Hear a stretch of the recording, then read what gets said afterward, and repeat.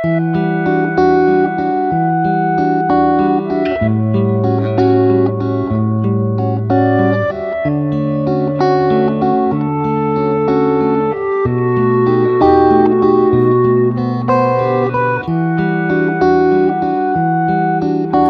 Festival de Arte de São Cristóvão marcou um novo momento da cultura sergipana, das práticas culturais e artísticas, da música, das artes plásticas, das artes cênicas e de todas as outras formas de expressão artística.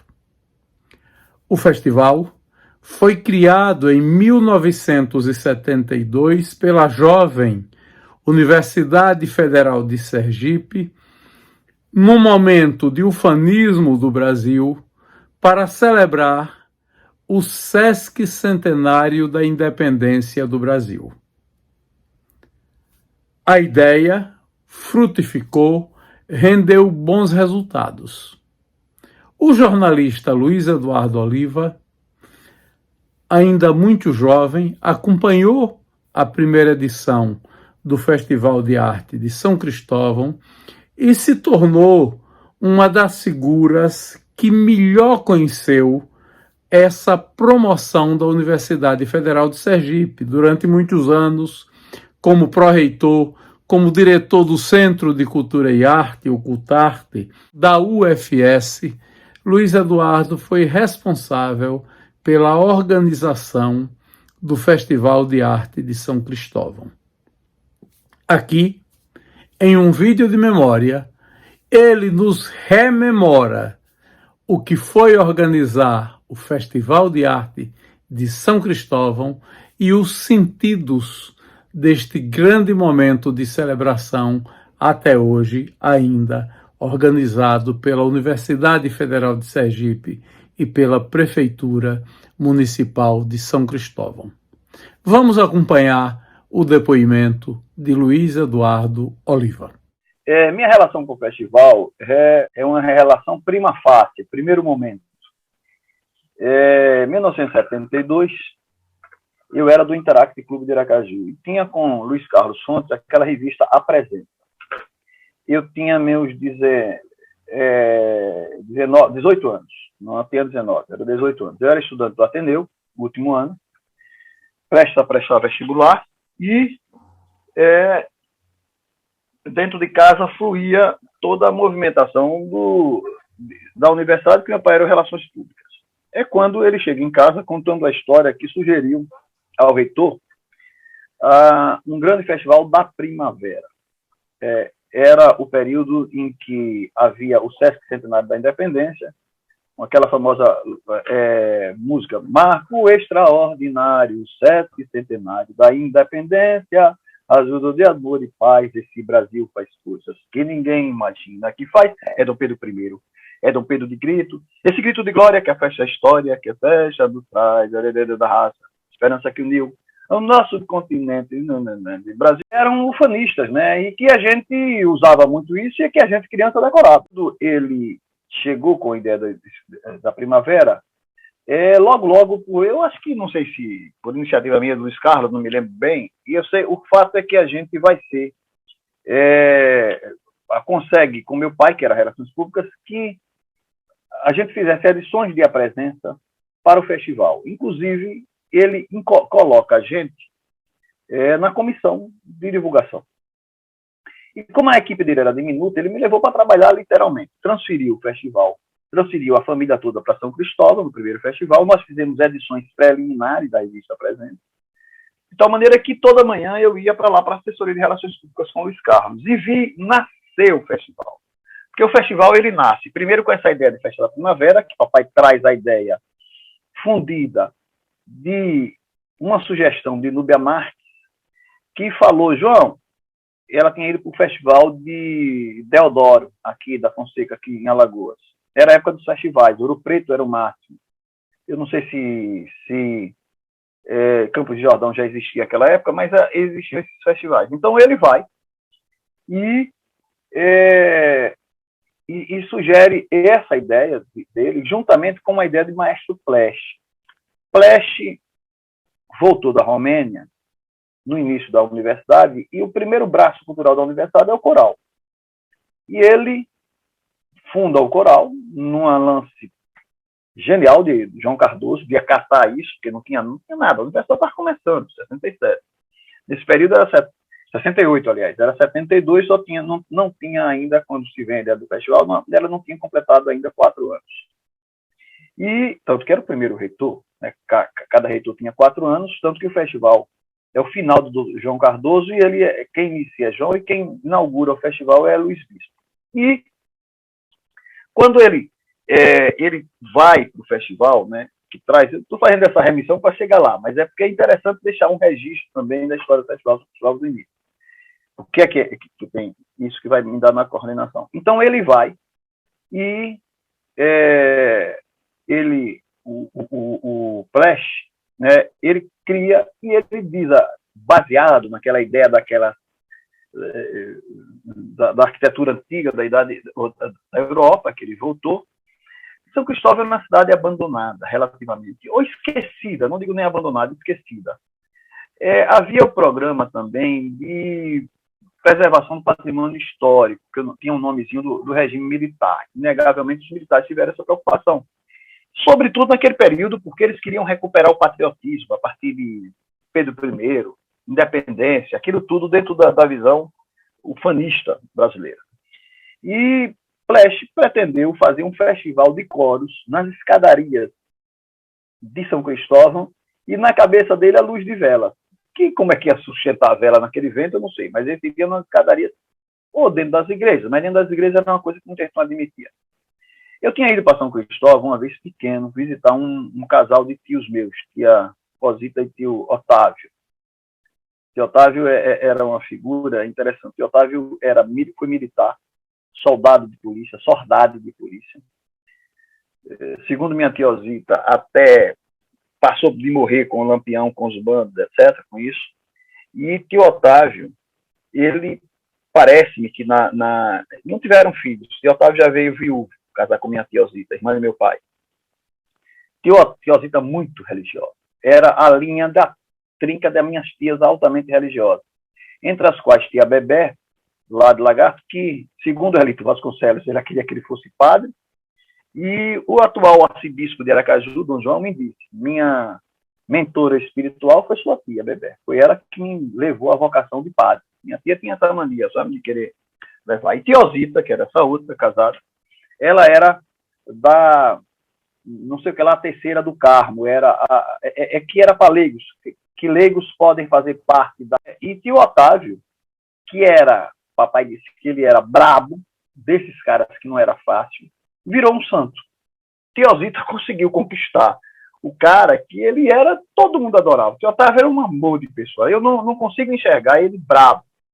Mas seu Álvaro Queiroz me contava, o pai de Aninha, meu primeiro sogro, que quando ele foi prefeito meu sogro foi interventor em Itapuranga e Buquim, parece.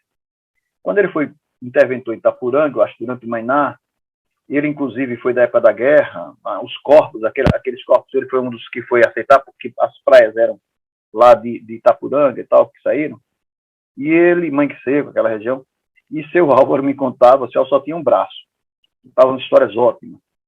E uma delas é que ele era meu gato. O Abo Otávio, né, era o cabo, Abo Otávio, eu tio, foi um grande servidor meu. Ele, Maneconde, filhinho de papai, todo bacana, né? O homenzinho da cidade, bacana. E tio Otávio, e seu Álvaro, era um homem que levava ao pé da letra a questão do dinheiro público. Todo mundo dizia, quando eu cresci dizendo que poucos homens foram tão sérios, papai mesmo me dizia, Álvaro é uma referência de moralidade e tal. Pra você ter ideia, seu Álvaro só tinha um braço. O outro braço ele perdeu ele trabalhava como 16 anos na fábrica aí no bairro industrial, e uma máquina dessas, tipo máquina de moer carro, mas não era uma máquina dessa qualquer, ele errou na hora de botar o negócio e a máquina começou a moer o carro, como se fosse uma máquina de moer cana mesmo, começou a pegar o braço dele. O colega que estava ao lado desmaiou. Seu Álvaro, com a outra mão, segurou a engrenagem, abriu e voltou a máquina e devolveu o braço dele. Quando devolveu o braço, ele ficou com o braço totalmente triturado. E não tinha como transportar carro, foram nas carreiras, não tinham, conseguiram chamar, não sei se havia algum sistema de telefonia na época, chamaram doutor Augusto Leite, e doutor Augusto Leite, quando chegou, ele já não tinha mais sangue, doutor Augusto Leite, eu preciso fazer aqui mesmo a cirurgia, não tenho nem como fazer, vai ser no cru. Seu Álvaro contava que meio assim, ele disse, pode fazer, doutor. E amarraram a boca dele, como Cássio Alves, aquele negócio, né? E ele cerrou o braço no cru. E ele me dizia, uma vez ele foi fazer, porque ele me contou isso, é uma grande figura, das figuras mais extraordinárias, com referência masculina, além do meu pai, eu tenho o seu Álvaro. Eu tenho uma admiração incrível por ele, aquele pai de Aninha, sabe, o avô de Luana. E ele me contava, eu morei com ele um tempo, cara, quando a Luana nasceu, e era uma história maravilhosa. E ele, o seu Álvaro conta, então, que eles, quando ia fazer dentro, ele não gostava de anestesia. Ele disse, para mim, isso é afé pequeno. Teve isso. Ele só tinha um braço. E quando chegou, uma vez, um sujeito, toda vez que o sujeito, um ladrão de galinha, esses ladrões bobos lá de Tapuranga, e o prefeito era tudo. E chega o cabo do destacamento, seu prefeito, o homem vai se matar dessa vez. Está lá dizendo que vai se matar. Quem é o mesmo? E o cara era casado de família. O seu lá, mas rapaz, o seu pai de família, esse é o prefeito, eu quero me matar, eles não me deixam. Ele fazendo drama, o cara. Né? Seu prefeito, eu não mereço morrer, como é que eu vou encarar meus filhos e tal? Se você quer morrer, quer. Tá certo. Aí foi lá atrás e disse ao cabo, eu vou dizer uma coisa a ele, e quando eu disser, você vai na farmácia e compra você vai ali comprar açúcar. Eu vou dizer que você vai comprar açúcar. Aí voltou e disse, quer morrer? Quero, seu prefeito, quero, não tem problema. Cabo, vem cá, tome esse dinheiro e compre ali arsênio. Acho que o cara regalou os olhos, o cabo saiu, quando o cabo voltou, ele disse que pegou um copo de água, aí ele só tinha uma mão, mexeu, e mandou o cara, não quero, vai, o dinheiro do erário não foi à toa, não, você vai tomar, você não quer morrer, e disse que pegou, 2 homens pegaram no cara e tal, meio tortura mesmo. Aí ele tinha uma mão só, ele disse, eu dei como quem dá comida à criança. Quando você vai assim, a criança abriu o bico, ele disse que apertou, enfiaram a água e tal, o cara, ai, tô morrendo, tá morrendo o quê, cabata, safado. Então o seu Álvaro era essa figura. E Mané Conde Sobral tentou passar, ele determinou a seu Otávio que não podiam passar naquela região. E seu Álvaro era duro. E seu Oscar, mais duro ainda, seu Otávio. Quando Mané Conde chegou com o cavalo que foi passar, ele disse, proibido, o prefeito proibiu, e prefeito proíbe coisa nenhuma. Que tio Otávio tirou Mané Conde, que foi uma confusão na cidade, chega e vai, seu Álvaro protegeu, mas tiveram que transferir tio Otávio. Então, mas eu falei só para dar uma viajadazinha, mas tio, quando eu só conhecia São Cristóvão quando fui visitar esse tio meu, que eu conhecia pouco, e tive medo, era uma cidade que não tinha quase ninguém, aqueles conventos, as catacumbas, eu me assustei com a mamãe, o garoto, era a ideia que tinha. Mas ia assim São Cristóvão, raramente, até o acesso a São Cristóvão era difícil. Em 62, inclusive em 62, eu lembro que a gente noticiou a descoberta da rodovia João Belgrano. Porque a via que vinha eram os corpos para Caju e nem existia. Era uma estrada de chão. Pois bem, então teve o primeiro Festival São Cristóvão e eu atuei diretamente na presença. Chegamos a uma novidade há 50 anos, você imaginar isso.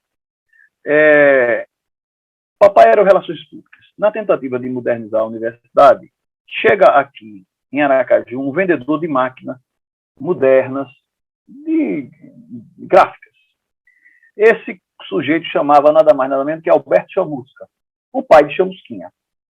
E Chamusca chegou e veio como vendedor de máquinas.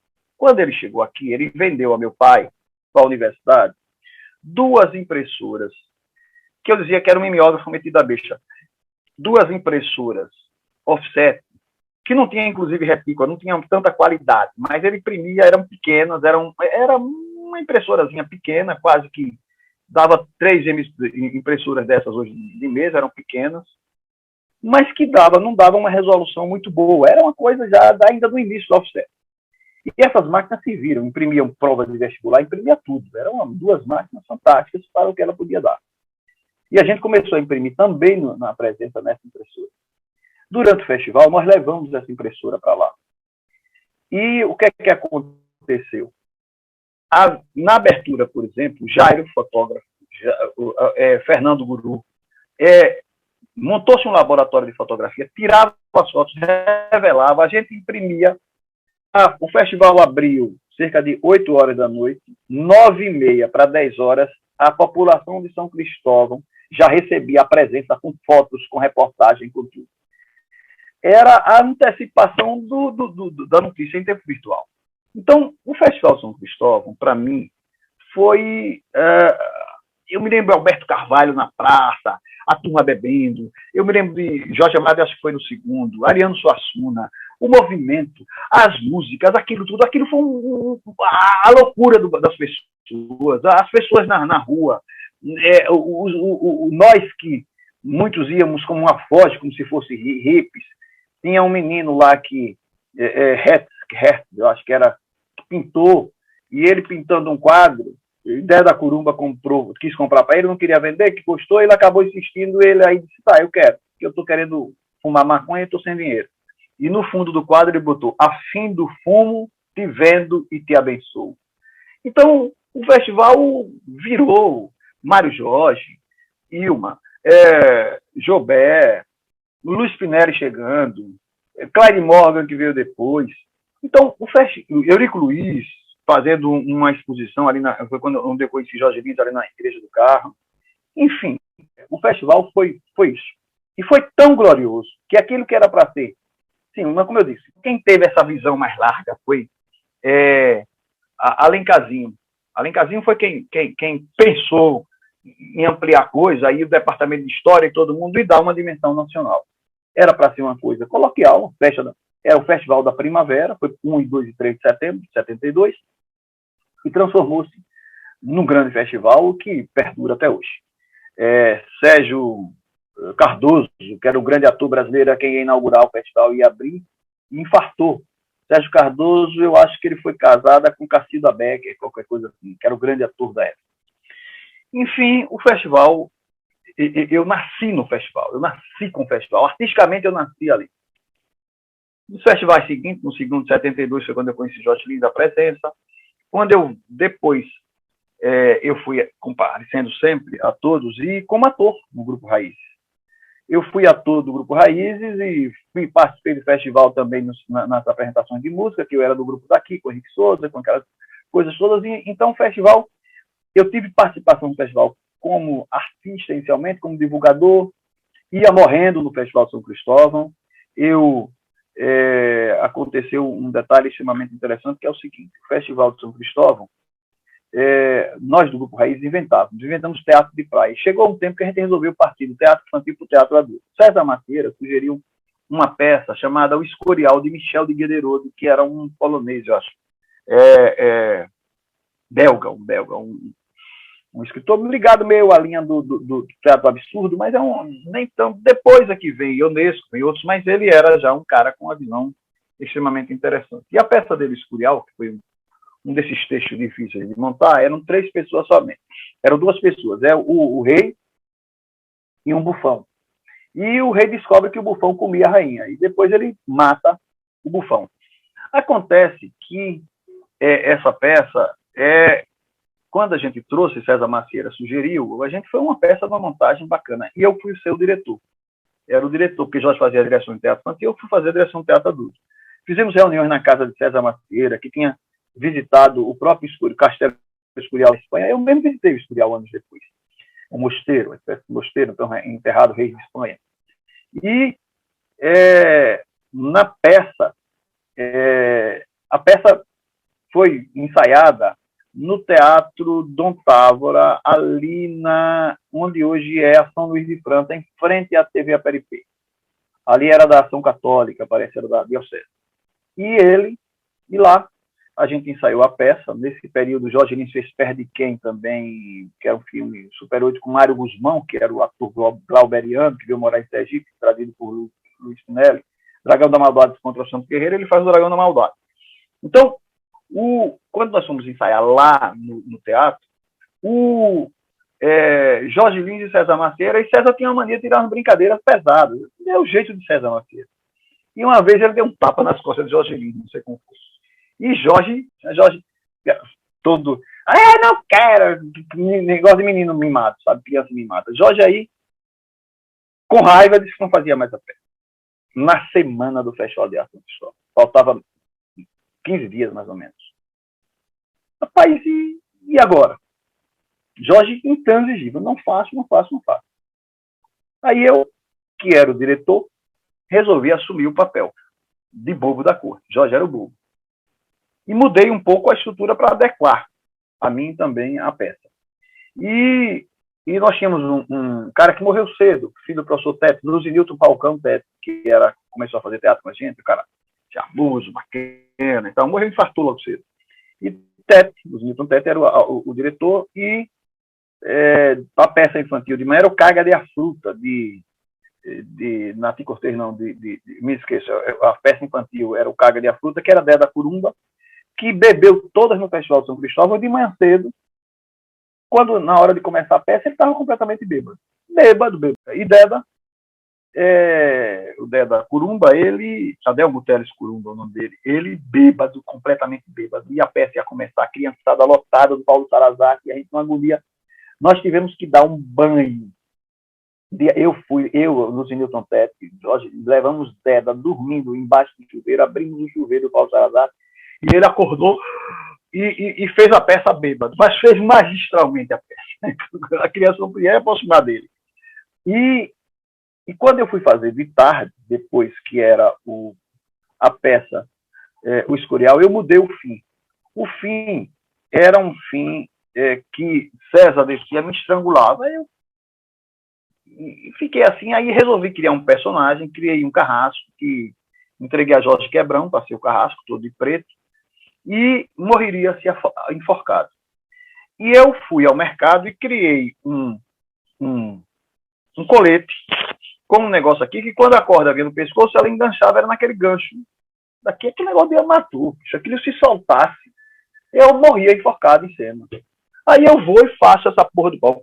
Quando acontece que a gente pendurou de improvisado no teto, sem saber se o teto suportava ou não, e seguramos no teto a rodana. E era uma rodana que puxava. Só que a gente não estudou física. Foi direto aquilo, achando que era fácil. Eu, magrelo, na hora que era para me enforcar, Jorge entrou. E quando o Jorge entrou para me puxar, eu não aguentava meu peso, não saía do chão. E ficou aquela expectativa do final. Jorge se afastou um pouco, Luzinilton Tete das coxias, ajudando a corda. César Macieira, no lance genial, disse: pensando o quê? Que vai ficar desse eu não morre. Aí pegou nos meus pés e levantou, e eu morri enforcado, entortando assim, e depois é que a gente viu que aquela porra podia ter quebrado, entendeu? Então, mais festival era isso. Aí fui, fiz música, fiz tudo.